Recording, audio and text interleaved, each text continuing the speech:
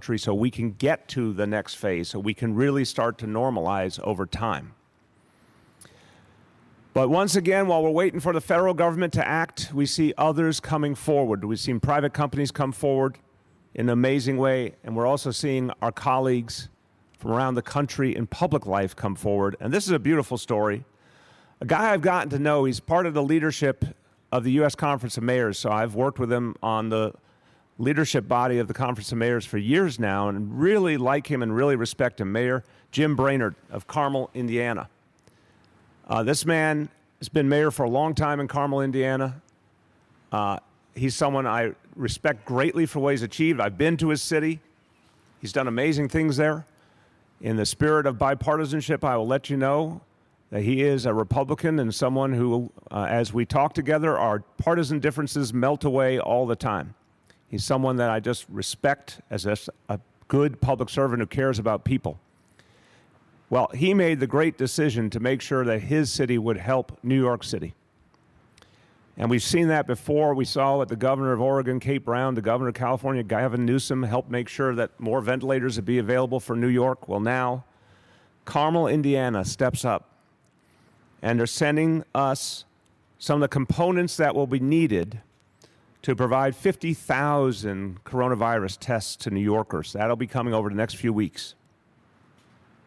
We're going to need other components to make it work, and we talked about this yesterday. I've used the analogy of making a cup of coffee with cream and sugar, that we're going to need all the different pieces. But what Jim is sending us is going to help us immensely, and with the other pieces in place, we'll be able to reach 50,000 New Yorkers. So Jim and everyone in Carmel, I want to thank you. It is wonderful to see the support from the heartland of our country. You're doing something really important for New York City. We're all feeling it, especially at this holiday season. We are so appreciative for your wonderful, kind gesture, and it's going to help save lives here in New York City. So God bless you all. Let's see if our federal government can be as effective as Mayor Jim Brainerd in Carmel, Indiana, in getting us testing. Another important piece of the puzzle will be thermometers going forward as we move into lower level transmission. Thermometers are a big part of it because you do a lot more monitoring of people.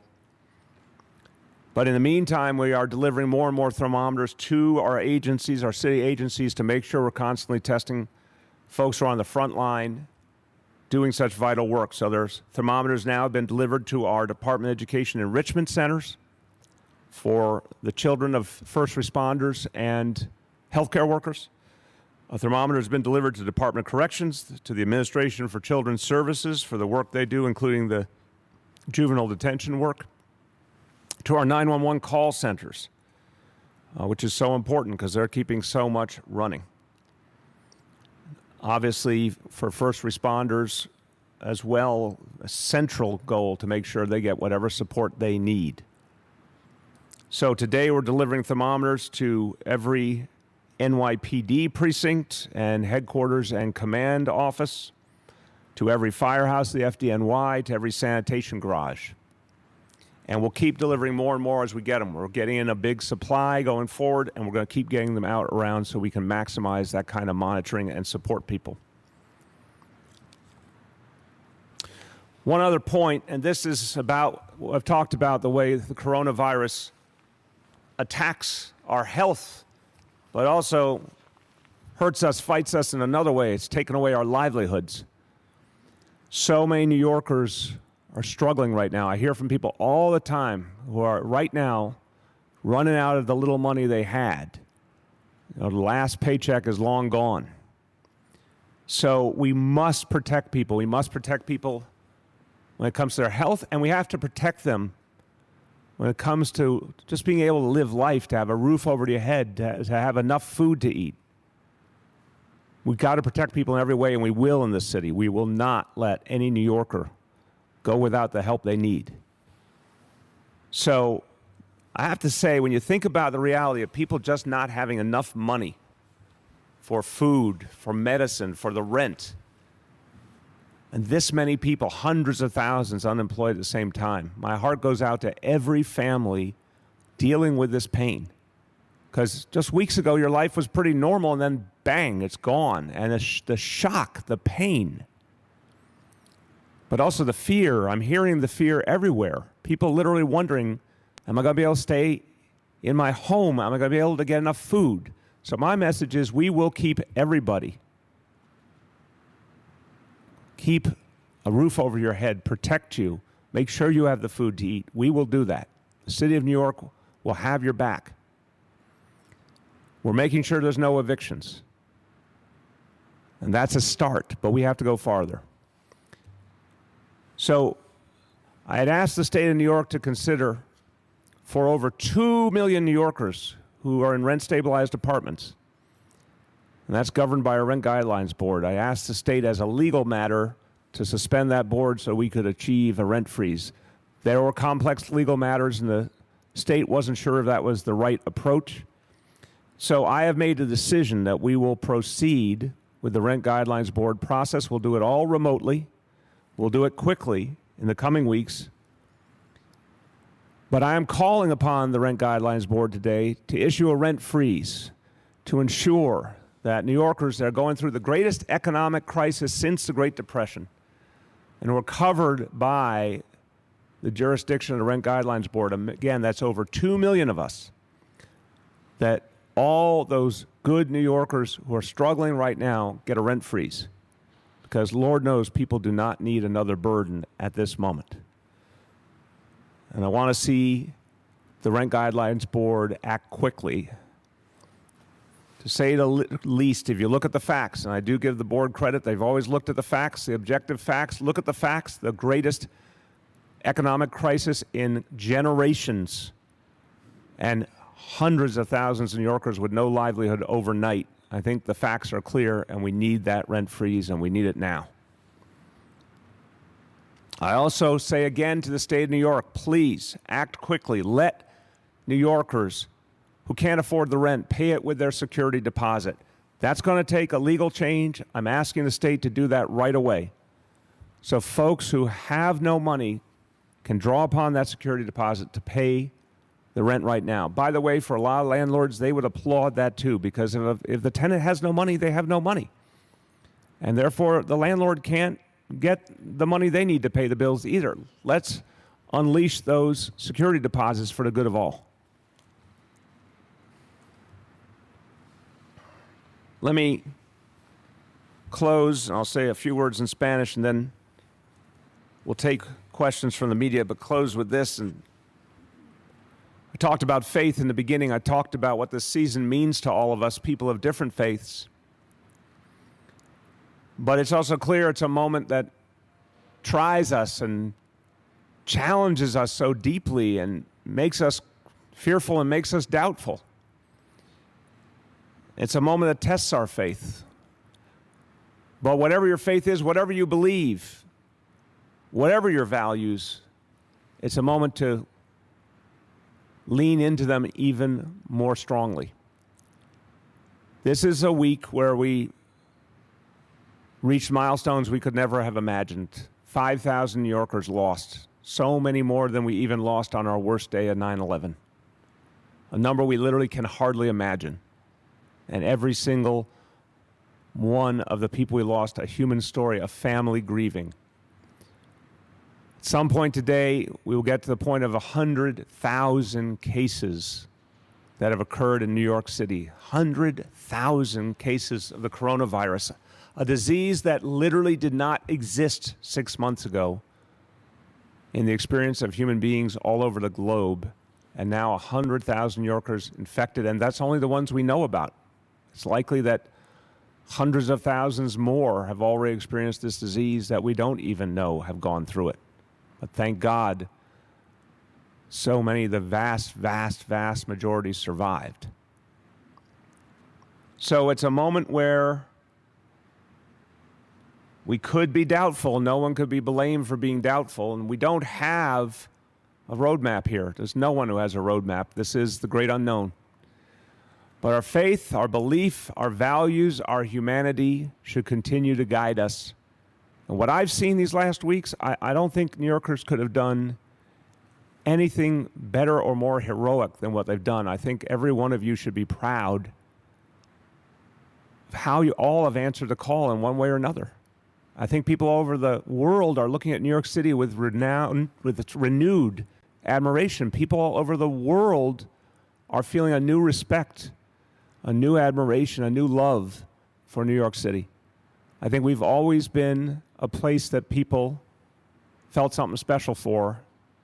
There's always been a sense that New York City was an expression of the best of humanity. But what all of you have done is prove it even more deeply. And the world watches with admiration. The world is applauding. Let's show the entire world that we will complete this mission, that we'll stay true to the lessons we've learned. We'll go even more intensely into the work we're doing together to protect each other. And that's how we'll come out of this together.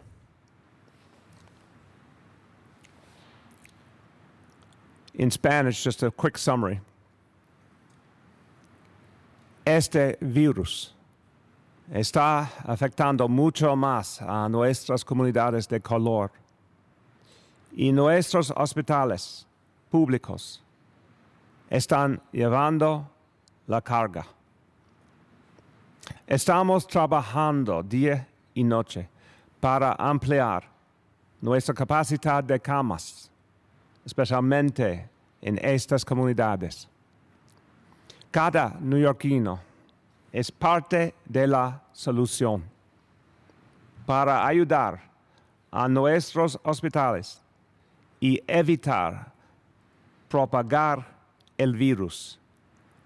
Quédese en casa. With that, let's turn to our colleagues. And I know you're far-flung, but I'll do my best to see you and just speak loud so we can all hear you. Two questions, Mayor. The first is, in this flood of volunteers of healthcare professionals from around the country, we've heard that many have not been assigned to do anything. They're sort of just waiting on the sidelines. And another complaint they have voiced is that there's no one coordinating where they should stay, where they should live, should they be paying out of their own pocket. Is your office coordinating all that? What can you tell these folks? Yeah. Andrew, this is obviously a rapidly moving situation. So the bottom line is this. Everyone who comes to help us, we will make sure that they have accommodations, they have support, and Lord knows we'll make sure they quickly have an assignment. I'm going to let Mitch and Deanne can speak to pieces of this. But look, when folks come in, it takes sometimes a few days to make sure they get the right place, they're trained, they're oriented, etc. But that's what I'm seeing. Only a few days to get them from arrival into action, overwhelmingly. Anytime there's someone who is not being placed quickly, that I don't want to see that, I won't accept that.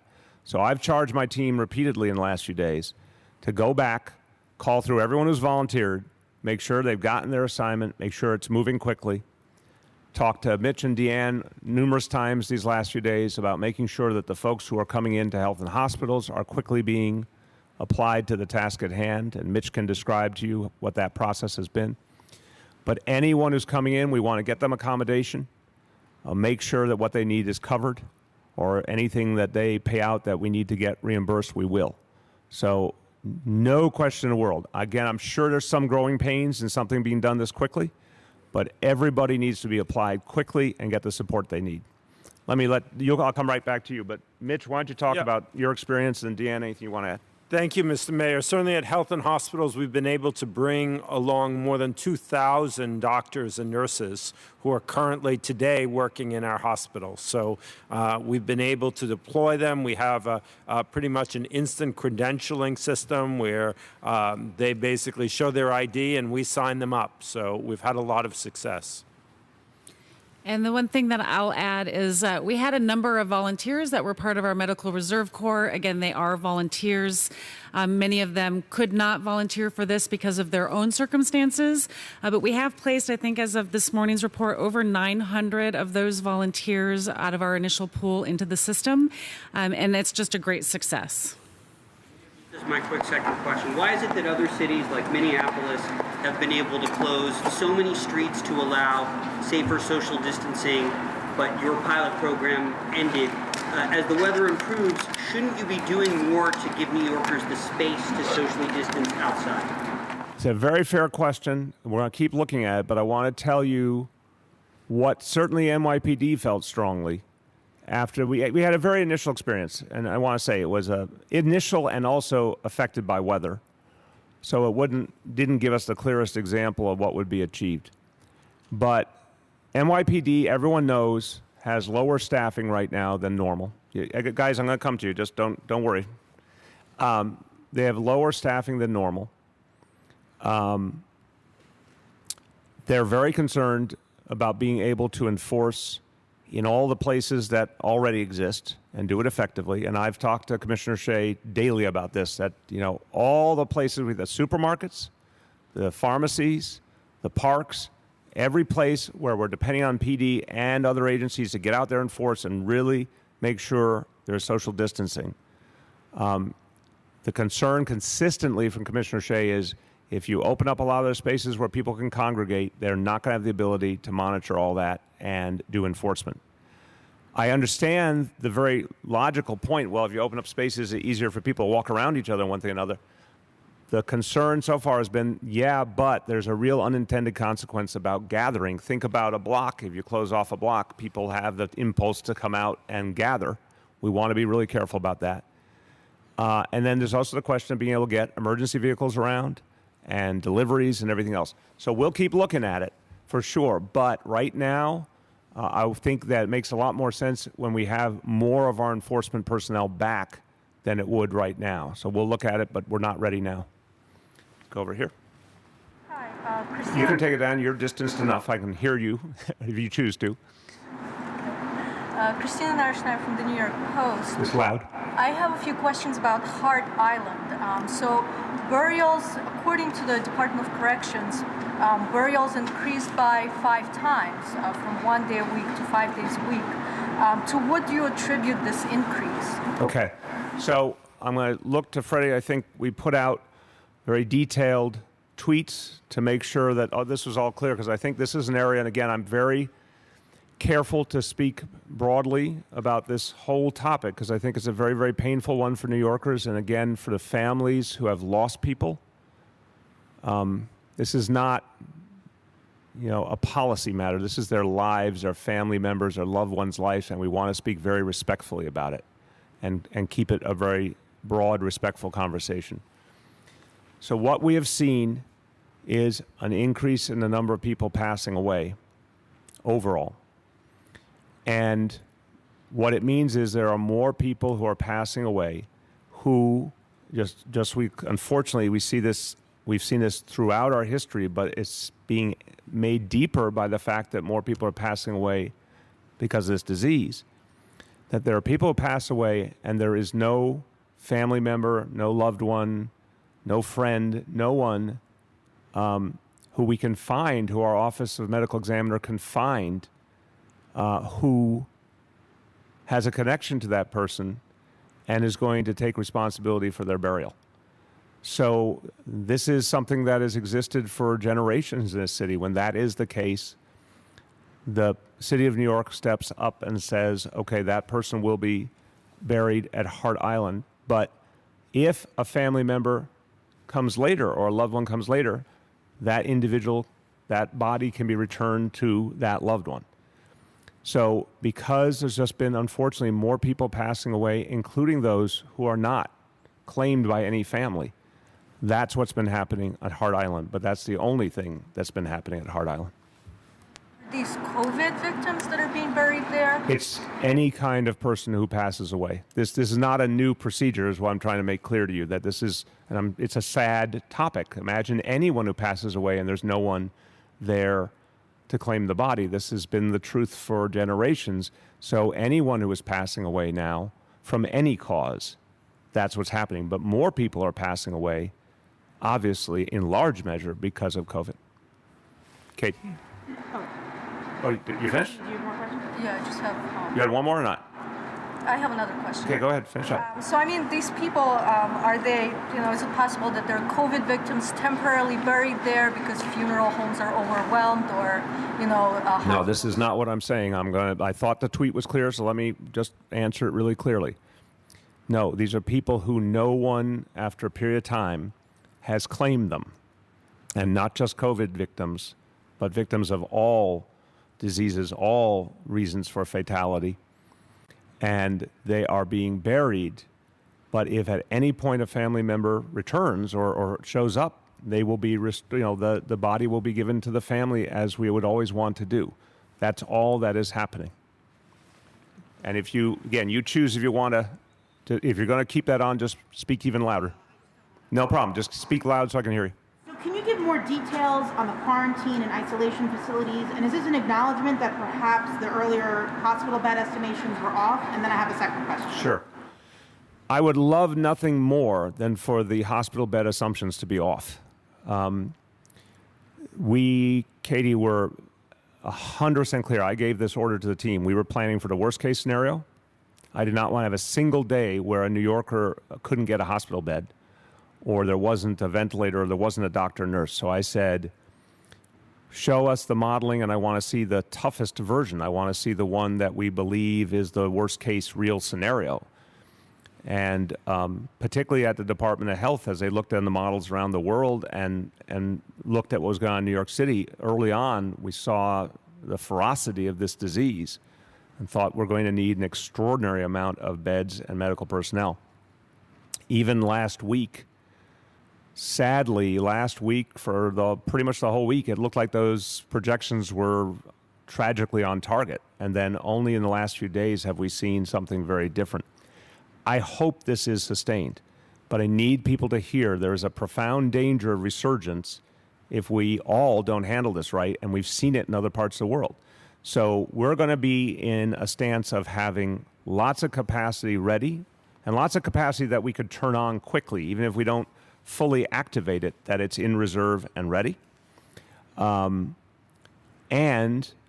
we're going to be ready to convert it to a different use, which is that isolation and quarantine use, if needed at any point. So the bottom line is, I'd love the initial projections to be wrong. I'd love it to be that this disease is causing much less damage. I'd love to see that we can move into the next phase, the low-level transmission phase, in May or June. And as we move into that phase, we're going to need a lot more space for isolation and quarantine, and these spaces would be perfect for that. My second question is, I know you're talking about freezing rent. You're a landlord. Have you frozen rent for your tenants in Brooklyn? So our tenants all are employed and are all able to pay. Mayor, you mentioned it this morning on the radio, and I just wanted you to clarify if you could. You were asked if mid-May is the goal, I think, getting things back to normal to get to the low-level transition. No, that's... But anyway, if you could clarify. Yeah. And also, what is mid-May what would happen in mid-May? And are we talking June, July? What? Right, that's where, Dave, it's a really fair question, but I remember when I gave that, I tried to give a very complete presentation. I know it was long yesterday, my apologies, but I was really I had talked to so many healthcare people and tried to distill it down into one thing. No, what I was saying is this. Let's start with April. April's going to remain tough. The fact that the number of additional hospitalizations lowered and the number of additional ventilators we needed lowered still doesn't mean we're not seeing new problems every day. We're just seeing fewer than we expected. So there's still a lot of people coming in who need a ventilator. In fact, that's still more each day in recent days. It's still been overall more each day than the day before. And a lot of what we're experiencing in our public hospitals and independent hospitals is not, I don't want anyone to think there's a decrease in the number of beds. We've actually seen, unfortunately, an increase, but less severe than what we saw before. So that tells you that April, do not for a moment imagine April is going to be easy. We thought it was going to be absolutely positively hellish everywhere. It's less bad, but it's still bad. When you go into May, we start to have an opportunity to have that moment where we can say, if we do enough of, all of us together do enough of the right things, that we could, and again, those three indicators I talked about, if they all move together for 10 days to 2 weeks, that's when we start to talk about some changes and restrictions, but only changes. It's not like on-off switch. It's like careful, smart changes, always guarding against resurgence. So there could be a point in May where we can start to make those moves. It may not work like that. Remember my chart that showed the bumpy ride, the kind of roller coaster up and down? It could be that we get better for a while and then get worse for a period of time. So that's where I don't want anyone thinking there's a magic date or a guarantee. We've got to all fight for it. But it could be May or it could be June. But at that point, you get all the indicators moving in the right direction. We then would decide, here's some changes we can make. And then when we make those changes, Dave, we have to prove that we're still able to drive down cases. So you wouldn't want a situation where you say, okay, we lighten up a little bit, and then suddenly there's a resurgence in cases. You have to constantly it's like the foot on and off the gas. You have to sort of constantly figure out how much pressure to apply. And if it really works, then you're starting on the pathway to normal. You get to the point where you have very few cases and you can trace them and contain them, which is where we were at the very beginning again, getting back to where we were those first days. And then that's the pathway to the eventual day where there's effectively no transmission. Go ahead. Mayor, I have a follow-up on the Hart Island question, and then I have a Just separate... belt it out if you have the mask on. I have a follow-up on the Hart Island question, and then I have a separate question. On Hart Island, the medical examiner's office says on their website, it still says right now, that they will hold a decedent for up to 14 days. You said in your tweets, it doesn't matter if it's weeks, months, if you have family to claim the body, we'll hold it. So can you clarify which of those is correct? Are they changing their policy, or what is it? Okay. I'll give you the best I can give you, and we can always get clarification later. Again, here's the bottom line. And again, this is a topic I'm not going to be able to dwell on with you guys. There's other people who can give you more detail, and we really need to focus on saving lives and respecting the dignity of each family. Any family member, any individual who's passed away and no one claims, they can always be claimed at any point in the future. That's the bottom line. And any individual who, even if they individually are temporarily buried, they can be brought back to their family member. It's as simple as that. So that's open-ended, Aaron. Any time the family shows up after this crisis, we will work with them and we will support them. But it's all individual. That because in your tweet you say, we will hold the remains until they are ready, days, weeks, months, it doesn't matter. So that's the point I just made, that they will be available at any point for family members. Buried after 14 days. If no one has claimed them, no one has communicated, no one can be found in any way, shape, or form, they will be buried temporarily, awaiting to hopefully the day when we can find the family members or loved ones. If the family members and loved ones communicate, even if they can't come now, that will be handled differently. Okay, that makes sense. And then my separate... Go ahead. In regards to the distribution of meals to seniors, a number of seniors are reporting that they're not getting the meals they're supposed to be getting. Can you address that? I need to make sure that every senior who needs a meal gets it, period. So you're literally the first person who has said that, and I've been talking to, and I'm not belittling or disagreeing, I'm saying I've been talking to our folks who are at our Department for the Aging, our commissioner. I've been talking to community leaders. I've been talking to clergy. I've been talking to elected officials. I've not heard a single person say that a senior who needed a meal delivery is not getting it. If you know of someone, I want to make sure that person gets a meal immediately. And anyone who needs a meal can call 311. If anyone is vulnerable, cannot get out, cannot get to a meal, they call 311. We will make sure it is delivered. I appointed a food czar, Catherine Garcia, to set up a huge feeding program to support all New Yorkers to make sure no one went without a meal. So anyone who's not getting it, we need to fix that today. One in particular, Independence Plaza Towers, they say that all of the seniors there who have signed up haven't been getting their meals. I couldn't hear the last part. Independence Plaza? Yeah. And what did they say? That more than 2 weeks ago, people at their senior centers signed up, and the shipments have not come. A few dozen members have not received their meal shipments since they were signed up. All right, we will get those done today. We'll go. That is unacceptable. I'm going to assume what you're saying is accurate, and it's unacceptable. People must get their meals. I'll talk to the commissioner today, and we will make sure that happens. Go ahead. Mr. Mayor, early on, the White House criticized the projections from New York in terms of how many hospital beds that they would need. Do you think, were you guys using the same models as the White House? And can you go into a little detail about what the models were that you were using? Did you guys hire a consultant? How are those models created? So I guarantee you we were not using the same models as the White House. And with all due respect to the White House, I think for much of this horrible tragedy we've been through, there's been a constant underestimation of this problem. So I think that's the story of January and February in the United States of America, that the president did not acknowledge the fullness of the threat. And we didn't get the testing we needed. The team here at our Department of Health, at Health and Hospitals, all of the people they consulted with around the world, they consulted with World Health Organization, CDC, and many others, that composited a lot of different sources, and I'll have my colleagues follow up with you because it's a very extensive effort. But the modeling was sobering. And I encouraged people to give me the sober, version. And I kept saying to people, you have to plan for the worst case scenario. That's the only way to do planning in a crisis. So a lot of times I feel like the White House has been pushing for the best case scenario. Remember the famous statement by the president that we would reopen by Easter?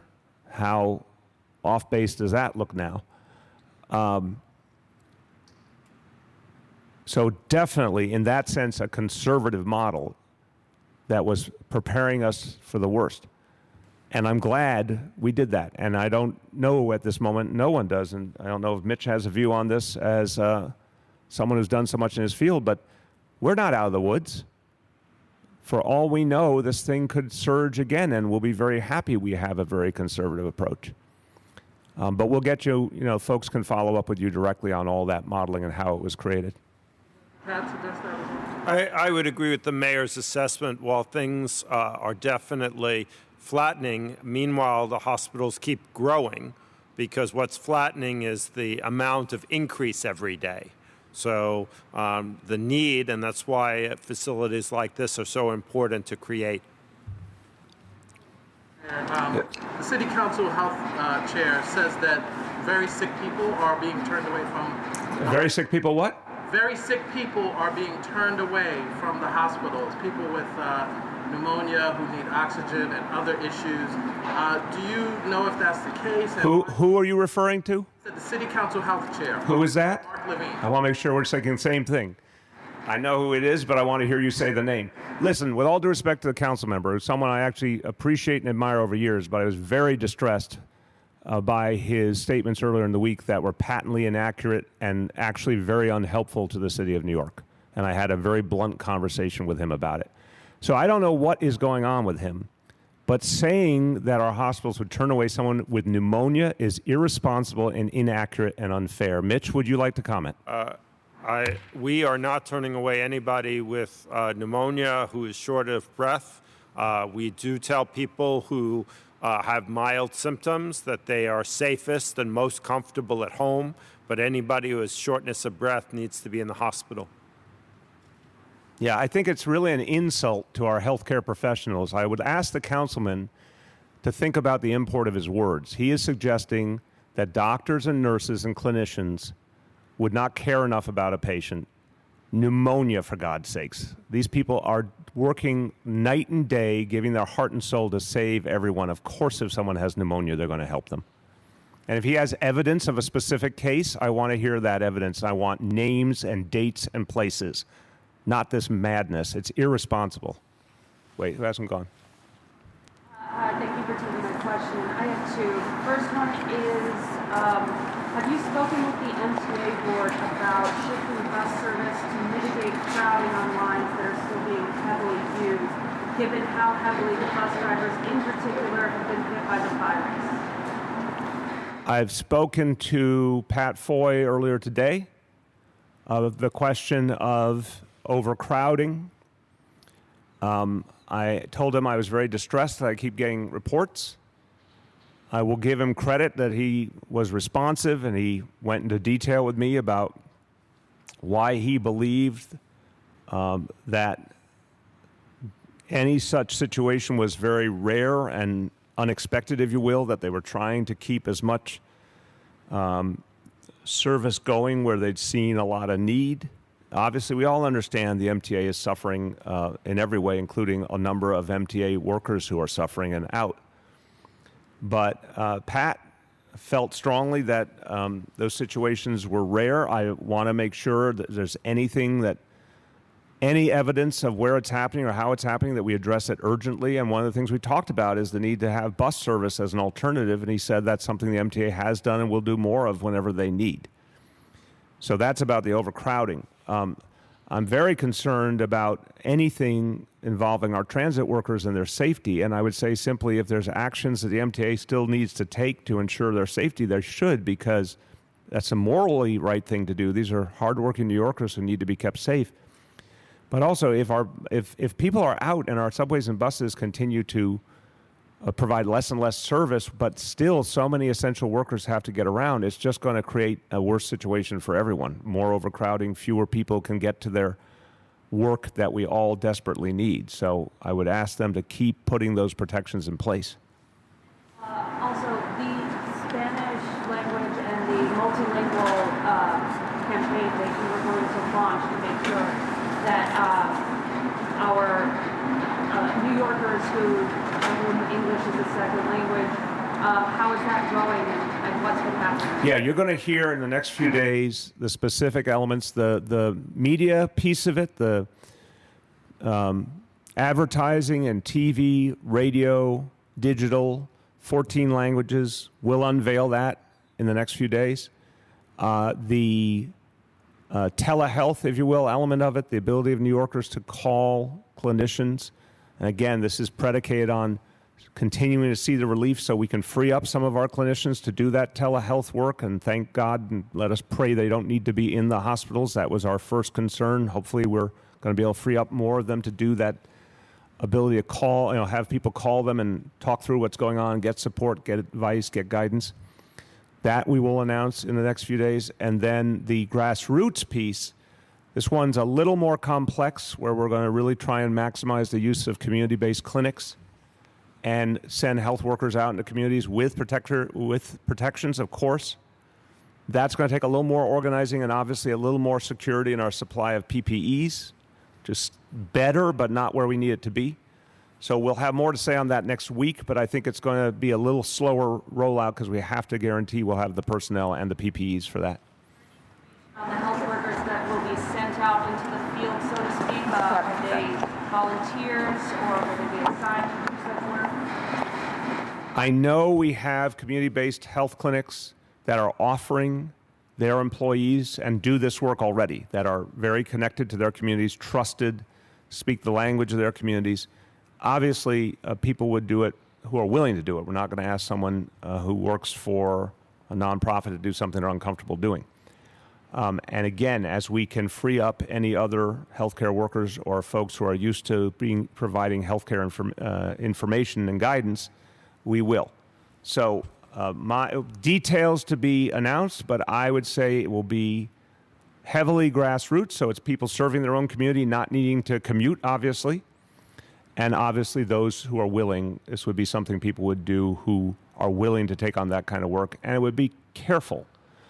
We can do a lot by phone. We can do a lot with digital and advertising. There's certain things you just can't. And I think that's particularly true in immigrant communities. Some of it has to be in person, but still with careful protections and social distancing. Go ahead. You mentioned 50,000 tests coming to New York. Components for 50,000 tests, not the whole thing, but go on. Can you talk about how many tests are available now, and what does widespread testing look like? How many tests do we need to complete widespread testing? We need a lot more. We're working right now on the exact numbers to talk about how to get into that second phase. But, we're talking in that case not the ability to do thousands a day, but tens of thousands, even hundreds of thousands a day. So we can give you a clear outline as we prepare for that phase. But right now, testing is still a rarity, and it needs to be much more widespread to get to the next phase. And then really what we'd like is universal capacity, meaning that anyone who needed a test at any time could get it, anyone. Because when you think about what we've learned from other parts of the world, and no one has a perfect solution, but what we have seen is when you can test people, anybody, anytime, and when there's lots and lots of follow-up, lots of communication with people, including people who need to be isolated or people who are trying to figure out if they might have the disease, you want a kind of ubiquitousness of the approach, which has been done to a substantial degree in some of the Asian countries in particular. We want to emulate that within the context of our society, but that requires a huge amount of testing capacity each day.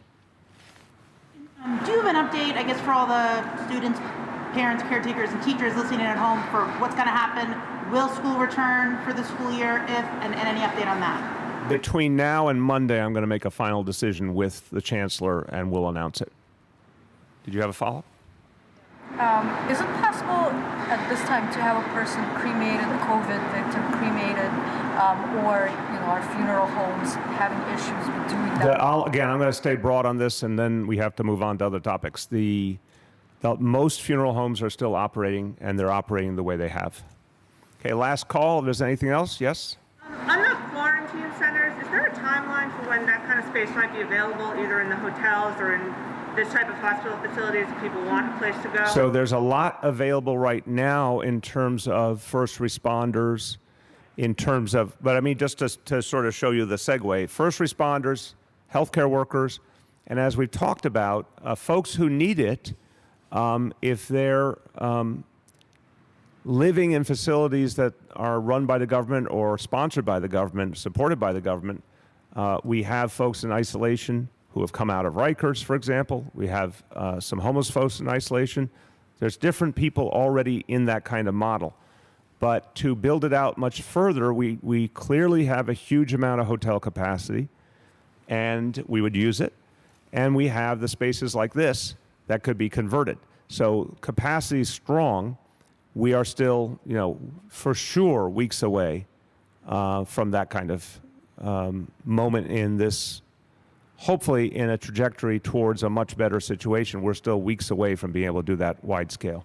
Okay, please go ahead, Deanne. Just so you know, for today, we had just about 2,000 people in hotels in isolation in the categories that the mayor mentioned, and we still have capacity to use that space if the need does get any larger. Okay, we're going to shut down. Did I see one back there? Did I see one there? Okay, last call. How far away are we from widespread testing? It's a great question. I don't think anyone has the answer. I think it is, and I put aside the antibody, which is a different thing, and a valuable test. And I think one of the things that Mitch and I have talked about is antibody testing is particularly valuable for helping our first responders, our healthcare workers to have more information about their situation and more confidence in going about their crucial work. But antibody testing is not enough. We need the coronavirus testing itself. We need it in vast scale. I've not heard any estimate of that being less than a month or two, but that's a very broad answer. We just don't have a clear answer from Washington, and we don't have an easy way to get it on the global market. So this is one of the big X factors, one of the great unknowns in figuring out how we get to that next phase and then ultimately back to something like normal.